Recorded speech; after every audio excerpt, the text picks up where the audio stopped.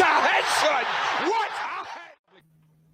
Yes, guys, welcome back to Onto the Ball. It's a somber morning for Travis, at least, but my boy will always be there to turn up when it matters for a Manchester United reaction. I always have to defend these man, mate. They're just hanging me out to dry, man. I feel like I'm on my own, bro. I feel like Ten Hag, man. Just that sobering look at the end of the game on the touchline, just begging for some help. And that's where Or I'm at. as Mark Goldbridge put it, and I don't laugh at much he says, but he had a vacant look in his eyes. You know, like when a dog's doing a shit. I had to laugh at that. Travis, what a day of ball yesterday. First and foremost, let's just get that out there. What a day. Yeah. Obviously, Liverpool started off in the morning a little bit fortuitous by the referee, VAR, a little bit unlucky with the penalty, although I've seen them given. Of course, I have all the time. But to me, the striker played the ball where he wanted it to go. What happened after that? But anyway, then obviously in the afternoon, Man United 0, Bournemouth 3. The thrills and spills continued onto the half-5 game. Aston Villa 1, Arsenal 0 to follow up a 1-0 win against Man City as well. The league is just, it's a crazy, crazy league, and I'm here for it. I'm really enjoying it. Obviously, my beloved Liverpool are top of the pile. I don't think anyone's seen that coming. No. But let's get straight into it. Man United 0, Bournemouth 3. I know probably the GIF I put into our group chat the most is the Groundhog Day GIF to wind you up. Yeah, but I'm going to do it yet again. It's Groundhog Day. Has it ever been this bad since Fergie? No. I've got to ask you again. No, this is definitely the worst it's been since Fergie left. Because I know 10 years is like quite a big span of for people in the realms of football. But when you think about it, it's not actually a very long time. I mean, before Fergie came in, we had to wait 26 years before he was appointed. And then it took him 6 years to win his first title. So I'm being patient. Do you know what I mean? Like I'm there's only so much patience a man can have, though, isn't there? I know, but I'm humble enough to say that I was gassed off Ten Hag, but now he's gone backwards.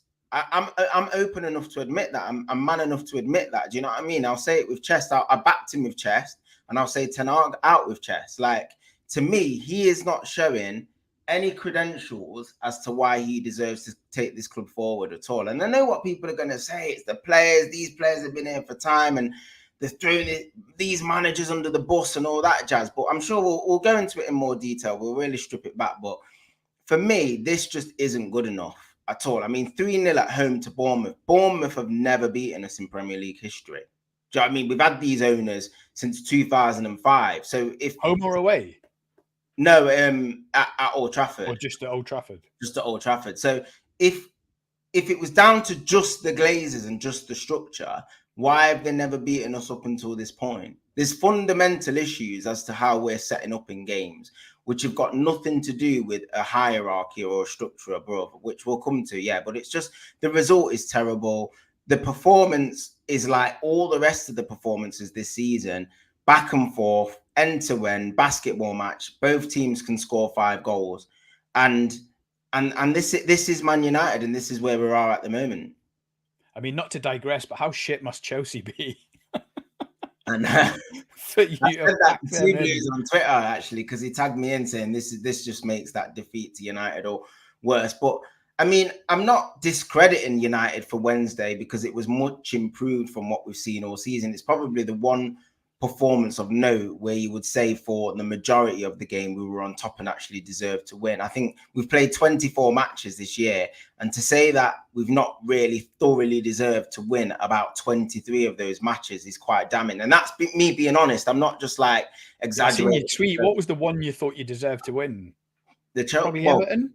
The Everton one, again, they still had some chances. But the Chelsea one, I would say we deserved to beat Chelsea, really. I think Chelsea were pretty poor on the night. But even though Chelsea were poor, they still had chances in the game. Like, they could have arguably went in at one. Well, they did go in one each. But they had other opportunities where they were quite wasteful as well. That's not to say Chelsea played well. But we've got a fundamental issue with, like, dealing with counterattacks. Bombing everyone forward. We play every minute of the game like it's stoppage time and we're 2-1 down. That's just like a tactical flaw with how we set up in games. And it's not going to change under this manager. It's absolutely not going to change. No matter what he does, no matter who he signs, this is the way he wants to play. And this is the types of results that we're going to get. That statement, that sentence you said, this is the way he wants to play.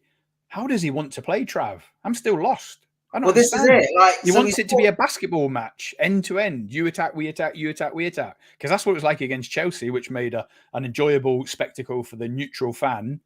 But that is not, especially at home, that's not what you want. Well, he's brought in a ball-playing goalkeeper that booms it long. So, to me, what it signifies to me is that if any team presses us with any sort of organisation or structure and we can't deal with it, he's telling the team to go long. So if they can't play out of a press, he's like, boom it up to Højlund and McTominay, the two big man, and we'll just pick the bits up. But we're not picking the bits up and we're not dominating the ball. So it just means that the opposition are more likely to win. It's simple maths, really. We have less of the ball every game and we play off percentages, and the percentages aren't going in our favour. So we're losing a lot of football matches. And the football matches we are winning because we're playing percentage football, we're just scraping by in those games. Like, I just don't see how people think that bringing in a director of football and a CEO is going to change the way we play. Yes, the recruitment might be a little bit better. Yes, we might save some money on the terms in terms of the transfers. So instead of paying 80 million for Anthony, we might pay 65 million or 60 million for Anthony. Whoopie-doo. It doesn't mean that even then that's long, isn't it, Trav? I know, because but that's let's say you do get that right, and it's a peak DOF like Brighton have got, and there's other clubs doing great business. That is like a 2 to 3 year fix, isn't it? We're talking about now on the pitch for the next year or two. You need more, don't you? And that's on 10. Well, that's what I'm saying. You can have the best setup in the world, but if you train all week to prepare for Bournemouth and Bournemouth play a 4-3-3, and then they turn up at Old Trafford and they play a 4-4-2, then you've got to change your tactics in game and your game plan. So no director of football, no CEO, no sports scientist, no nutritionist is going to help you do that. That's not their job. The manager's job is to set the team up on the day and navigate the team in order to win a football match. That's always going to stay the same. In terms of motivation, disciplinary issues, everything like that, that is always a manager's remit. Because if it's just on the structure, why do you employ a manager? What do these people want the manager to actually do at the club? What do they want Ten Hag to do? If this is down to structure, we might as well just employ a CEO, employ a director of football, and not have a manager. There's no point, because the fans don't want him to do anything. They don't want him to fix anything. They just want a structure above that's going to give him a perfect recruitment model. And then that's it. That will just automatically equate to challenging for leagues and Champions Leagues. It's just a load of nonsense. It's just so many excuses that we're using for Ten Hag. The thing is, we keep mentioning the impact Ange Postecoglou's had at Spurs, De Zerbi a little bit longer at Brighton, and now add Unai Emery to that pot of what he's done at Aston Villa. It just heaps more and more pressure on Ten Hag, doesn't it? Yeah, but it's worse than that, because it's all those teams that haven't even got that sort of expectation level or the match. So, for example, Villa, they were in relegation trouble when Emery took over, but at least Emery's an elite manager. He's proven it. He's gone in at other clubs like Sevilla and stuff and done a great job. He's won European Cups. So even he had a bit of stock. But the thing is, you've got teams like Bournemouth playing us off the park.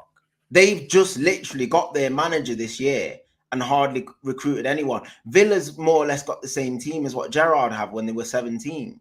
This is what I'm saying. Like, there's teams that aren't even on Villa's level, haven't got the players, because Villa have got some quality players as well that are like just unsung heroes, and they're quite underrated, like Douglas Luiz and McGinn and players like that. Leon Bailey, Watkins is flying. They've got quality. Whereas Bournemouth, I'm not saying they've not got good players, but what I'm saying is Bournemouth have purely got a manager that's drilling them well. Do you know what I mean? Pause. But he is literally organising them well and setting them up in order to do well against opposition. And they were just better than us yesterday. They had a better setup. They set themselves up well. They had a game plan. They counter-attacked after they got the early goal, and we couldn't live with it. We haven't got We haven't got the legs in the team to deal with counter-attacks. We don't pick the right players. We're benching players like Varane and alienating players like Casemiro. Stars just sat on the bench or out the squad. It's a total shambles. Let's just look at the team that United put out. And there's something that I want to show you here. And it was only when I was looking at it last night, looking at who played, looking at who was on the bench. And I think even you might be shocked, or probably not. It's your club. You know them better than me. But you know when you fly in and you rest players for the League Cup or even the FA Cup or the Europa League and you're still getting results, you praise the squad depth, don't you? Yeah. Because you're like, oh, we can rest bare man, still get results. And when it's not going so well, and that's when I looked at it now, if you look at your squad, it is so bloated. And the point I'm trying to make is when I looked at it, I know all the players. I bet if you looked at Liverpool's squad, there'd be 25% you've never heard of. There'd be youths. And you'd be like, who's he? Who's he? Never We've got household names everywhere. Everywhere. So look at this. So obviously on the bench coming on, you had Højlund, Evans, Pellistri, Rashford. Starting, Onana, Dalot, Maguire, Shaw, Reguilon, McTominay, Amrabat, Anthony, Fernandes, Garnacho, Martial. Left on the bench was that new keeper, Bayinde, Mainu, Van der Beek, Varane, Wan-Bissaka. So that's just the match day squad.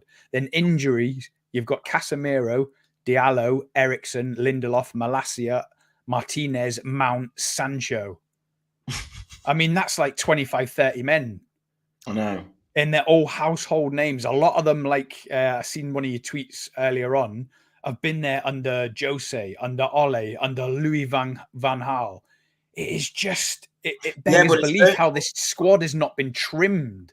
But if you look at, without a doubt, it needs trimming and it hasn't got enough quality. But if you think of, look, Ten Hag's been there 18 months. In 18 months, 40% of that squad are his signings. That's nearly half. Yeah. So if you carry that trajectory on and he lasts in the job for 3 years, he will have 80% of his players. That's nearly the full squad of his players. So when he walked into the job, surely he didn't think he needed 100% of his players in 18 months of the job. He surely had to think, right, well, I've got to hang my hat on some of the existing squad. Not all of it, but some of it. He had to get some out of some of these players. And the players he's chosen to ride with him are Bruno, who he's made captain, and Rashford, who he gave the big contract to. They're the two main players he wanted to build his team around. At the moment, that's not working. If you look at 14% of the squad, they are from ex-managers, like pre-Ollie. So Ollie, don't forget, Ollie's only been out of the job for 18 months, you know. Do you know what I mean? I don't know what people expect. Like, what we're saying is with the squad he's got now, he isn't doing good enough with the squad he's got. We're not saying he's got the finished article. No one thinks this squad can win the league and the Champions League. Absolutely nobody thinks that.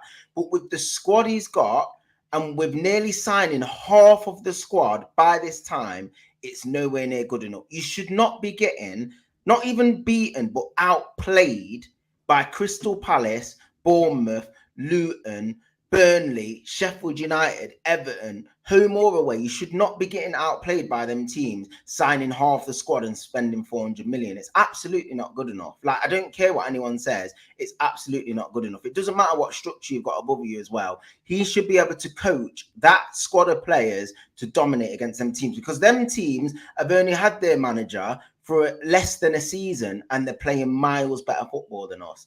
So it's no excuse. At what point do you think the club will realise there's no excuse and his time's up? He's made an absolute hash of his opportunity in 18 months at Man United. I know I keep asking, it's like Groundhog Day again. At what point is it like, this is unacceptable? The standard, the quality that these players are showing, the effort, the desire. That is the fault of the club. Like, because they're very reactionary and they don't think longer term, they think, oh, we're only 3 points behind City, so he's doing sound. But we've lost 7 games and we've not even played everyone in the top 10 yet. So if it's the falsest position I've ever seen in the Premier League. Isn't it? Exactly. It's such a false position. But the thing is, the Glazers have got the perfect alibi. They're going to wait for Sir Jim to come in and they're going to let Sir Jim make that decision because they're going to give him footballing control. They won't make that decision. They don't want to make that decision. They don't want to pay another manager off. that's the route they're going to go down. They're just going to think, oh well, we don't need to make that decision. That's got nothing to do with us. So we'll just leave that down to Sir Jim and his men. And rightly so, really. If they're going to give him footballing and sporting control, they're going to wait for him to make that decision. But without a doubt, it needs making. Like, as a fan, what do you think of that strategy? Because to me, that sounds risky as hell. And I'm talking like risky as in Hicks and Gillette. What they done to Liverpool in 2008, 2009, 2010, nearly into liquidation. Them two fell out. One wanted to pour in more money. One didn't. They fell out. They ended up having the club taken off them. And then in terms of a manager, do you remember Houllier and Evans? Yeah. Two different personalities trying to pretend they're co-managing. How, like, I cannot see how that's ever going to work. How is what going to work? Sorry. So how Jim Ratcliffe is going to come in, 25% stake in the club, and take care of all footballing decisions like that. How on earth will that work? Because everyone in all jobs and all, especially football, you live and die by your decisions. Glazers could live or die by Ratcliffe's decisions. This is a recipe for disaster. Do Man United fans think that, or am I jumping the gun? No, I think it's very divided. As you know, the club, a lot of fans wanted a full sale. Like, that's not going to happen now. So I think the fans are quite, like, sort of quietly optimistic that a structure can come in and sort of decide and make better decisions in terms of, like, recruitment and structures in that sense, like value for money, using budgets in a better way, giving Ten Hag alternatives to his recruitment, because they're not happy with the sign. Well, they say they're not happy with the signings, but at the same time, in the summer, who's not happy? Like the fan base. Oh, the fan base, sorry. Yeah, but in the summer, we was hearing, oh, we're adding Onana, we're adding Amrabat, we're adding this, and we're going to cut. I've seen the tweet. Do you know what I mean? And then now, all of a sudden, the recruitment's dead and the whole squad's toxic. So, look, at the end of the day, for me to summarize, is that there are things above the manager that need work and that need improving. And there is a structure that's required in terms of an overall goal, just to bring a little bit of identity. But the manager is the most important person at the club, and I'll give you the prime example why. This hits the nail on the head. So Liverpool, yeah, when you won your title, you had Michael Edwards in charge. Everything was hunky dory, fantastic sporting director, recruitment was bang on. When he left this last summer, and you got George Schmacht in after finishing 5th. There was turmoil in Liverpool's fan base in the summer. There was, wasn't there? We're not signing. Not right now. We're not signing Caicedo. We've not got Bellingham. Where's it? George Schmacht's dead. Uzi identifying Endo. All these shots. FSG out. They're not. He lives in Ibiza. He runs the club from his laptop. Right then. You get 4 players in. Klopp's cooking. No one's mentioning nothing. That is the prime example. So you can put in whatever structure you want. Everyone was calling this Schmacht guy a bum. He doesn't know his talent ID is dead. He's signing Endo from Stuttgart, some bum from the Bundesliga. All of a sudden, you're top of the league, flying, lost 1 game in the last 30 or something like that. So, look, at the end of the day, you can get any manager, whatever players you want. They still need coaching. They still need a game plan. They still need motivating. All that comes from the manager. And until the basics of a manager's remit are not being done, are they? Not at all. This team, this squad is just disjointed. He's alienating everyone as well. He's falling out with man all the time. Why do you think he does that? He doesn't. He's got no balance. What can his thinking be? He's got no balance with the way he disciplines. Like, it's literally like it's like he wants to make your life hell. Like, that's what it feels like. If you cross the line, you're gonna know about it and know about it hard. It's like he's forcing it, like he's going out his way to like make man feel small and belittling. It's quite like disturbing. Like, it's worrying how he's treating some of these players. Like, don't get me wrong, I don't know the ins and outs of the Sancho thing. That's probably the one isolated incident that I can think about where I think Sancho did a lot wrong, just as much as it's been dealt with poorly. But to fall out with Raphael Varane, like, the guy won't say boo to a goose. He's had an absolutely imperious career. And if you speak to any footballers, he is the nicest guy off the pitch. I've watched a documentary of him. family man, loves his kids, loves his wife, just wants to play ball, gives his all, and you can tell how much he loves the fans as well. So how he's gone from being a stalwart centre half for us and an integral part of the team last year to being 5th choice centre half behind Johnny Evans and Harry Maguire. In a position that's probably your most critical right now, isn't it? Especially with Martinez being out. Well, you just need no drama at centre back, don't you? Playing Luke Shaw there. And you look at the second goal yesterday, it's just the ball hung up to the back post and Solanke absolutely slam dunks on him. I'm like, it's no surprise, is it? You've got a left back centre half and he's about 5'9". Do you know what I mean? He's not even used to defending crosses like that. It's just ridiculous. Like, Ten Hag is sacking himself. That's the best way I can put it. He's sacking himself. He's playing left backs at centre half. He's playing right backs at left back, benching stars, falling out with man. He's literally not doing anything. He's not doing much right, put it that way. His go-to guys, McTominay and Maguire, are the two he tried to shift on in the summer. So there won't be much love lost between them. They won't be running through brick walls for him, will they? I know. And everyone's like, we've got injuries. Like, what injuries have we got? Like, apart from Mason Mount and Martinez, who else is out? Casemiro would start, wouldn't he? Would he? I don't know, because when he was getting corned, everyone was like saying, oh, the reason we're not playing through the lines is because we haven't got a guy like Amrabat. He's got the best passing stats in Serie A. Where's he now? Kobe Mino was the best player in the world 2 weeks ago. Where's he? He was on the bench yesterday. Do you know What's happening with Rash? Is he dropped or is he? He was on. He came on for illness or what? Rash was giving me joke yesterday actually because he came on, and obviously he got called out against Newcastle about his work rate. The guy was just doing full sprints. I've seen it. I've seen it. I nearly wrote it in the group chat, but I thought you're not in the best mood. But he was tracking back. I was like, "Yo, Rashy, calm down, man." Headless chicken mode. Mad. Yeah, it was mad to see. He was just sprinting everywhere, man. I was like, Rashy, man, calm down, man. We know you're not playing well, but you don't need to sprint. Everything you do is just to sprint. But yeah, I mean, I don't know. Like, I can't. I mean, Ten Hag was well within his rights to pull Rashford out. He wasn't on form. That's what you want the manager to do his job. Players aren't playing well. Sometimes it is for the benefit, isn't it? You see, sometimes if someone's out of form, the advice is pull them out of the firing line for a couple of weeks, get some good training session, bring them on, build their confidence. So sometimes it is a positive, isn't it? But obviously, from the outside looking in, Hag's dropped Rashford. Who else is he going to fall out with? Exactly. No. That was probably the only thing he has done right. Like, but it was well overdue. He should have taken. That's the thing. Again, it's about management. So Rashford's performed so badly for so long, and he's not been taken out to this point. So he's probably thinking, well, why have you dropped me now? Because I've just been playing how I've been playing all season. If you nick that in the bud 6-7 games ago and show that nobody's invincible, he's not going to feel invincible. That all comes down to management again. Do you know what I mean? Showing a player that this is a squad game, and if you're not at it, somebody else can take your place. That's what builds hunger in a player's mindset. Not just leaving him in and then just bombing him like out of nowhere. He's just going to think, well, no one else is playing good. Do you know what I mean? Who else is playing better than me? Do you know what I mean? It's not chalk and cheese. So yeah, again, that comes back to management. What I want to just touch on as well, Scott, very quickly is about this structure thing. Because I know a lot of Man U fans are like talking about Man U needing structure in order to play good football.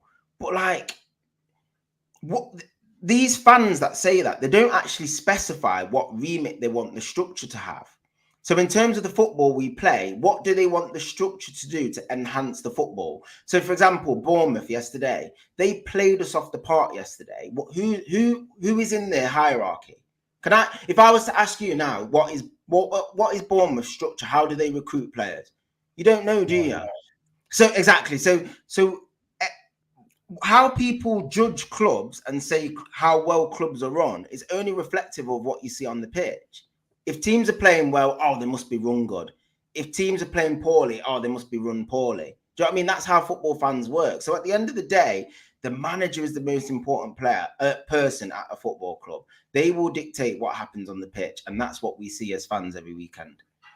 You mentioned 10 years, 10 years, 10 minutes ago that Hag's like sacking himself. Yeah. I mean, when you look at it, he's a dead man walking.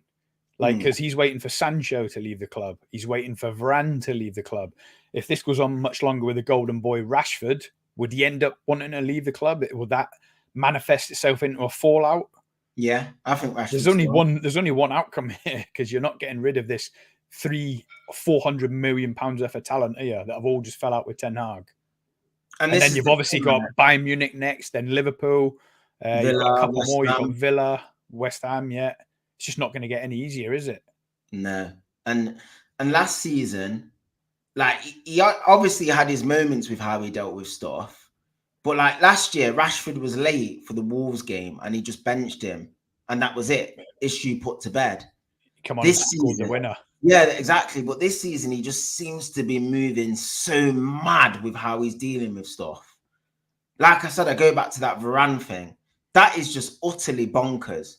How, like, we've had so many injuries at centre-half and illness, and Lindelof was out and stuff like that. And he just still not drawing for Varane. Like, he'd rather put Shaw there. It's just mental. Well, it was Evans and Maguire, wasn't it? All stemmed from the Man City game, wasn't it? And people are like saying, "Oh, it's because he likes a left-footed player." I'm just like, "Oh, shut up, man!" Like, you've got a right back, left back. Like, Dallow's played left back loads of times this season. That didn't matter then. Do you know what I mean? When you needed a left footer, you played a right back, left back. So why does the centre half need to be left footed? Who are Liverpool's two centre halves? Right now, yesterday it was Kwanzaa and Van Dijk, but normally be Kanate, Van Dijk, Matip's out injured now. Are any of them left footed?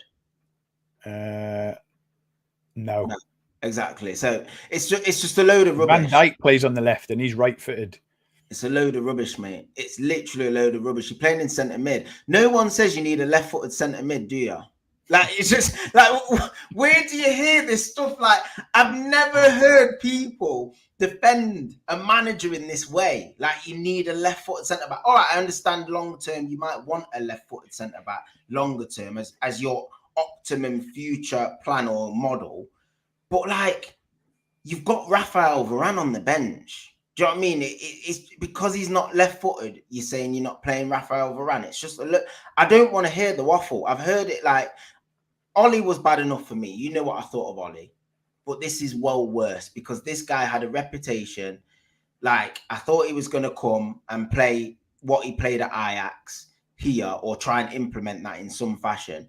And he's done the total opposite, mate. He's playing Allardyce ball, but he can't, and alienating players at the same time, man. I want him gone instantly, mate.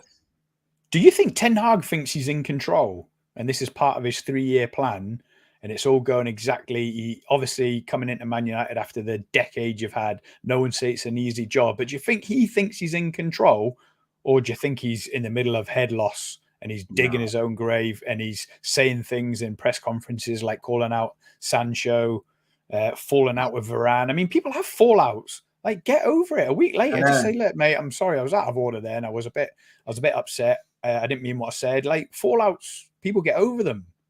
I think he's that stubborn that he thinks he's right no matter what. So this is just part of the pain of bringing Man United back to success.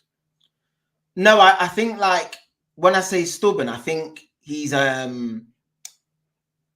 sort of that principled and that headstrong, that I think he's sort of willing to sacrifice the progress just to get his own way. So like when in the interviews and the presses, they ask him about Sancho and stuff, and he's like, "Oh, he knows what he has to do to get back. It's down to him." Like, he just won't accept any responsibility for how we're doing. So now, I think he thinks we are on track.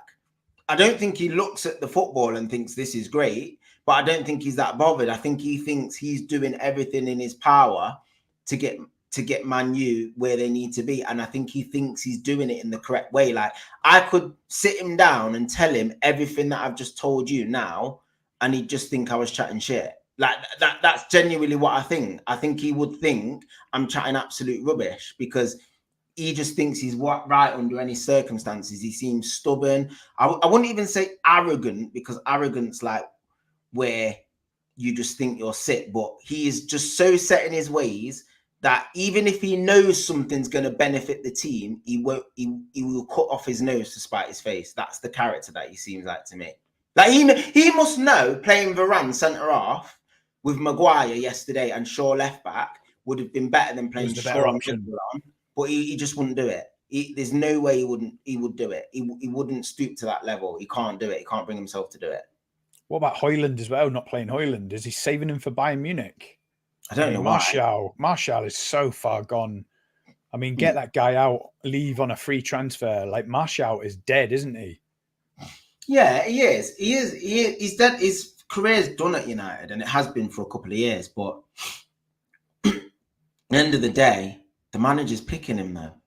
Do you know what I mean? Like you've got Højlund on the bench. Even if you don't play Højlund, and if the club haven't got your striker and Martial's not part of your plans, then you just find another way. When Man City wanted a striker that summer and they wanted Ronaldo and Kane and they didn't get either of them, what did Pep Guardiola do? He just played Foden false nine and they won the league. Like, I'm not saying we're going to win the league, but you have to be creative. That's what a manager's job is. Like, they didn't say, oh, Pep weren't backed. We need another CEO. Like, let's just employ another 8 CEOs until we're good. Like, do you know what I mean? You just come up with a solution. Liverpool did it when all the centre halves were out and stuff, and they just got somebody in on loan or promoted like Nat Phillips or whatever, and you just weather the storm. That's what good managers do. Like, I don't know what the fans think they want Ten Hag to do, but he's just not managing the situations well at all. It's just the excuse bingo, mate. We're just crossing off the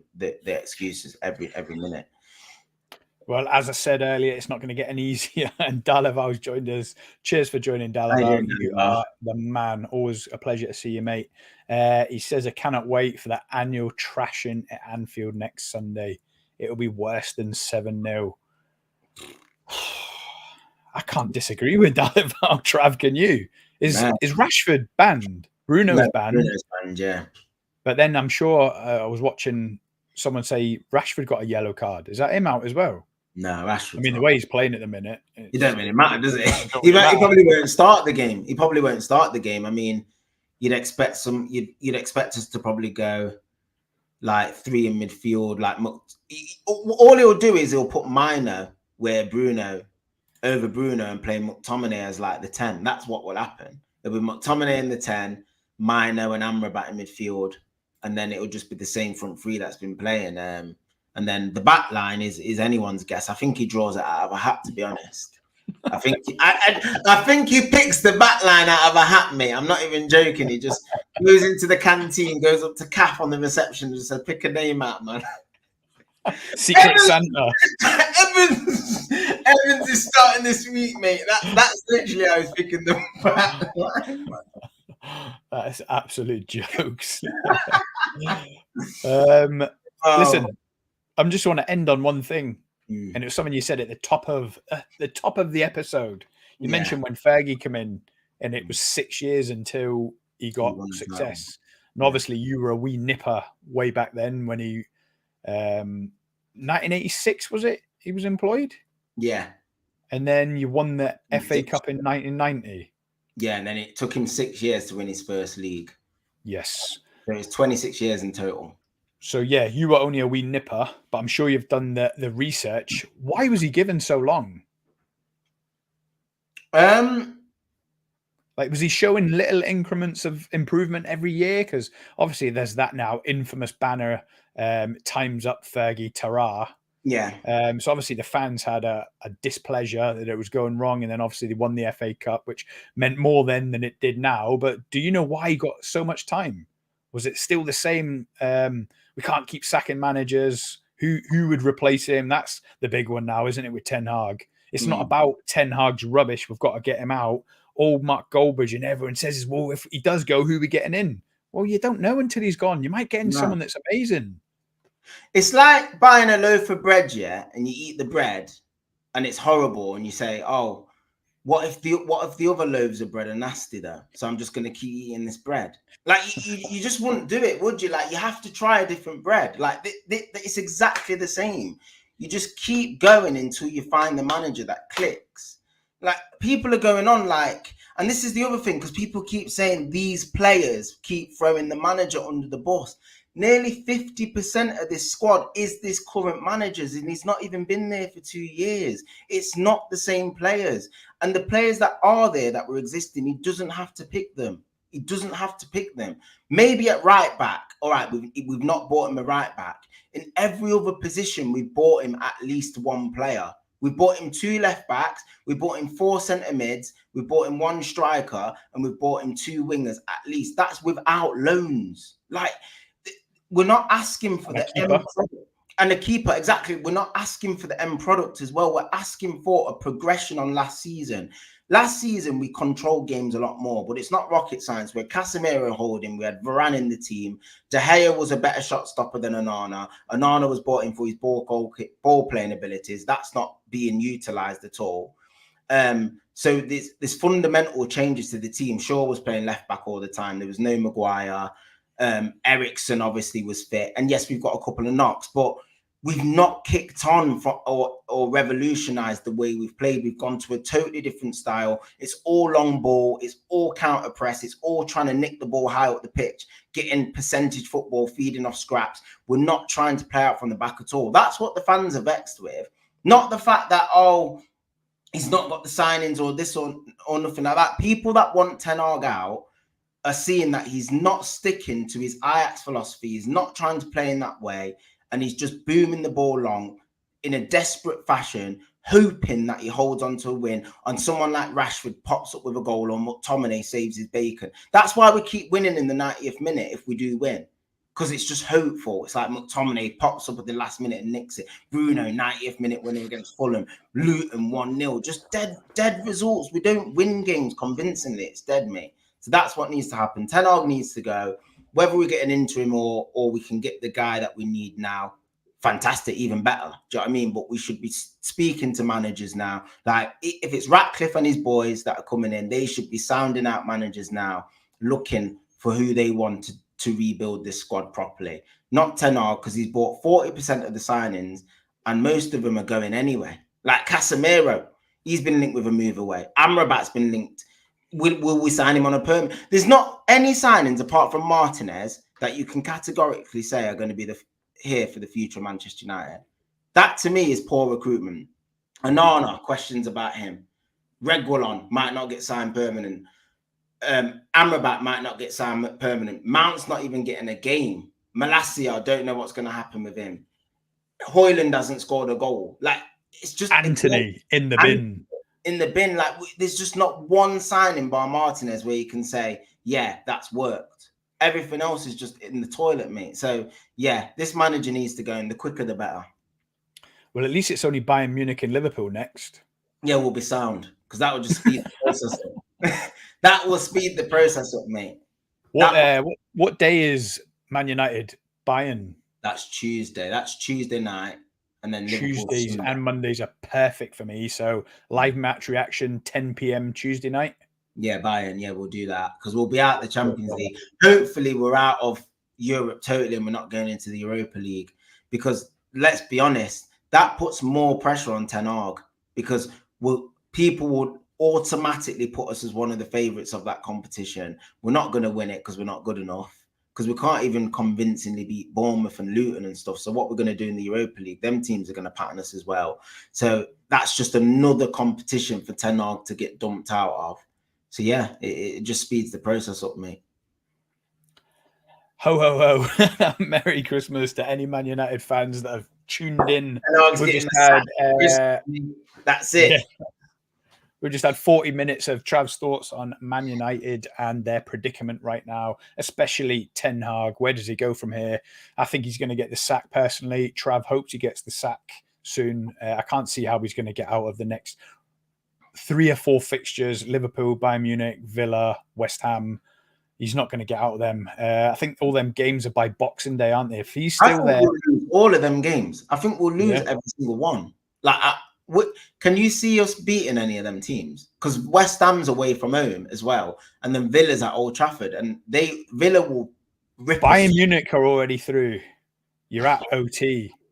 Nah, don't give it that. They could rest. I'm telling you, you could paper over some cracks here, sneak into the next round of the European Cup, and then that's Ten Hag safe until May, June for sure. Killing me, but yeah, Lauren Hill, man. Don't, mate. That's not happening, bro. That's not happening. right, we'll be there. Match reaction Tuesday night. Absolutely. Bookmark it. Trav, cheers for your time, mate. Have a great Sunday. Let's go and watch Luton versus Man City, yeah? Peace. Nice one. Cheers, mate.